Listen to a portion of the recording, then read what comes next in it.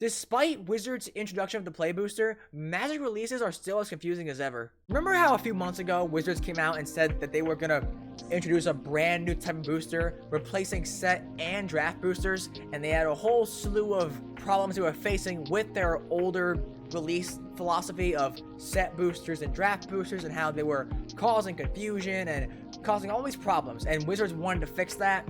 According to Wizards themselves, in the article wrote by Morrow no less, set boosters and draft boosters were causing a slew of problems for both Wizards and LGSs. From things like inventory problems, set boosters being way more popular than draft boosters, and to even problems like set boosters being more desirable for prize pools.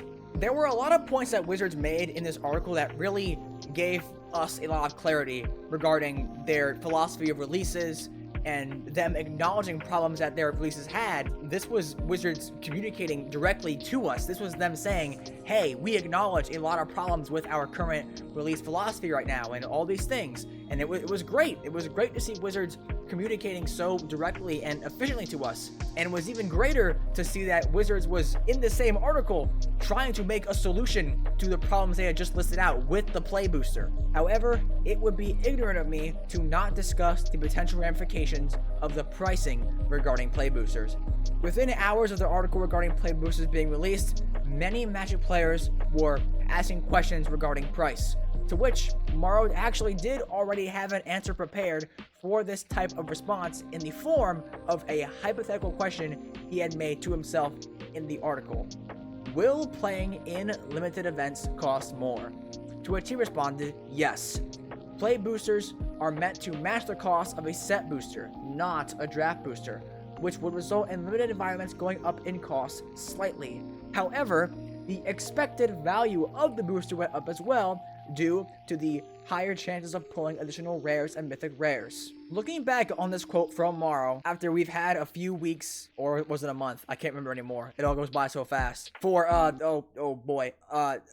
Yes, mild inconveniences at Karlov Manor helps us put into perspective what environments regarding price look like for sets with play boosters. If we compare mild inconveniences at Karlov Manor to Lost Caverns of Ixalan, Morrow's statement actually becomes very interesting, because despite Morrow's statement about play boosters and limited environments potentially costing more, it actually costs more to buy a Lost Caverns of Ixalan box than it does a mild inconveniences at Karlov Manor box. How is it possible that Morrow could come out and say that play boosters will cause an increase in price for environments, but then have inconveniences cost less than the previous set that was released in the form of draft boosters? Hey, Future Bounceman here.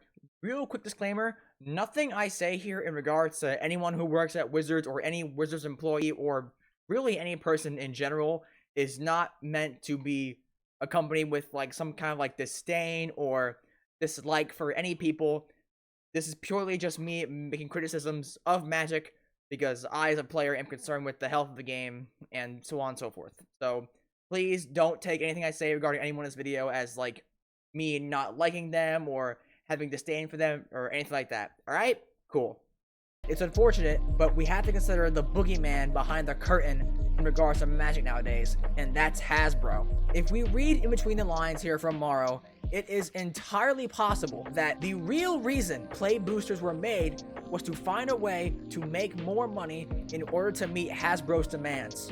This reasoning begins to make even more potential sense when you take into consideration the fact that Hasbro recently laid off over 1,000 employees, meanwhile the Hasbro CEO took home $9 million. Many people like to put the blame for the increase in product on Wizards themselves. However, we have to remember, Wizards is being influenced, pushed, and controlled by Hasbro. Hasbro is the one that keeps putting more and more pressure on Wizards to turn Magic into a big money product for them. Is it possible that the introduction of play boosters was designed not only to solve problems Wizards face regarding draft and set boosters, but to also find a way to increase more profit to meet Hasbro's demands?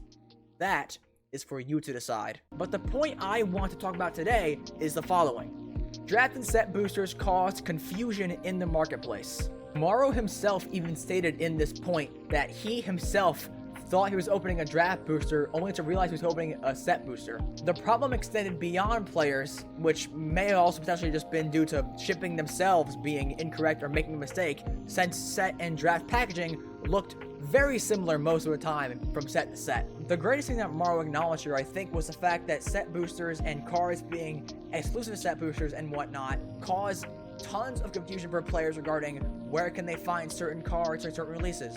Where can I get the super hollow foil etched art, extended art, furry Raul Zarek? Where is he? Where can I get him? Is he in the draft booster? Is he a collector only thing? Can I get him in set boosters? Is he a box topper? I can confidently say that this point that Mario made right here was easily the highlight of this article. This was Wizards coming out and saying that draft and set boosters were causing confusion and they wanted to fix that with play boosters. Surely, with this, confusing set releases will finally be a thing of the past, right?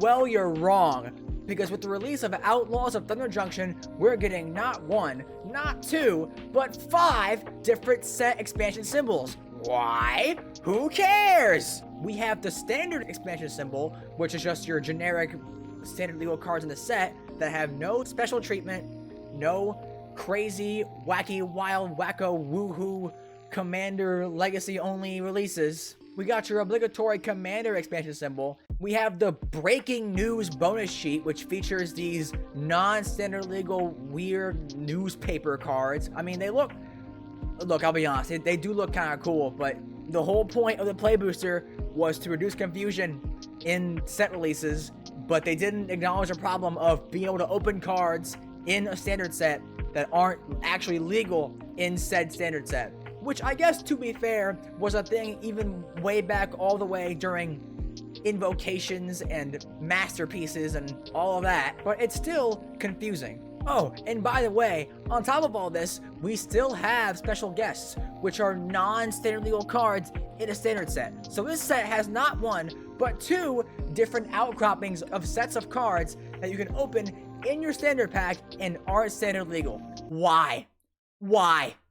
Why? You also got these wanted poster alternate treatment frames, which you can open anywhere, apparently. They're not exclusive to collector boosters or whatever. You can open these wanted poster versions of creatures and planeswalkers anywhere in the set.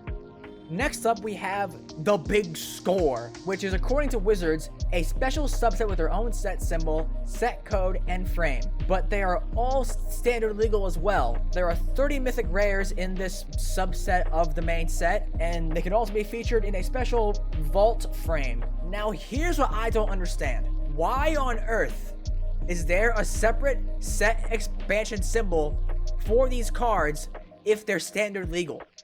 What's the point?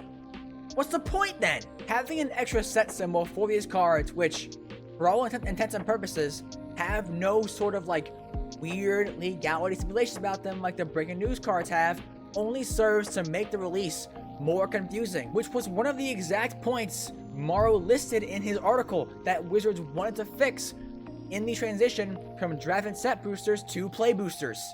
Look, alright, there is a solution for this, alright? This is not an impossible problem to solve. We have 5 symbols. If it were up to me to try and fix the confusion of this set, I would do this. Just remove the Big Score symbol entirely. There's no reason for it to be there. The cards are standard legal. There's no sort of like weird stipulation about them. The cards are legal and standard. Just make it clear a part of the main set. Just give them the regular Outlaws of Thunder Junction expansion symbol. Just do it like that, and it'll be fine. We have seen with invocations and the like that players are capable of handling non-standard legal cards being in standard legal packs.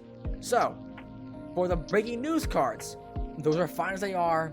I honestly think that those aren't that hard to understand. They're simply special treatments of older cards that exist for players to get their cosmetic on.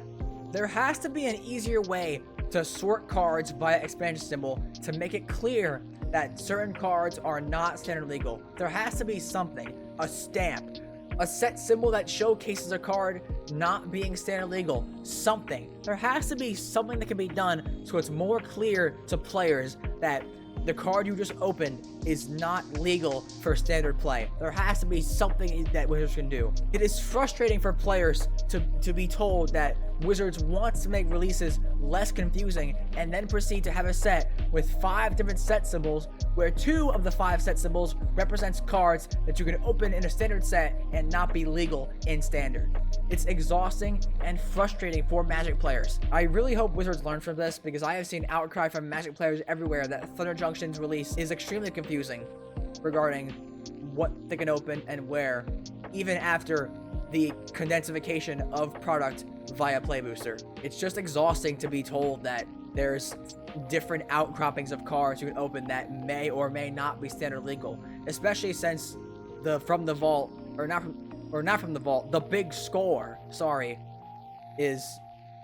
has a different set symbol yet is still standard legal, which just raises more questions needlessly. I hope Wizards takes this criticism to the heart, and with future releases tries to hopefully make sets not so confusing, because according to them, they do certainly care about releases being confusing and they want to try and fix that. So here's hoping that they make an effort to do so. Thank you for watching. If you're interested in seeing more content from me, I am live on Twitch Monday through Saturday every day, so go and watch me there if you want. And if you liked the video, subscribe to us and give us a like. It helps us out more than you realize. Thanks for watching, and I'll see you next time.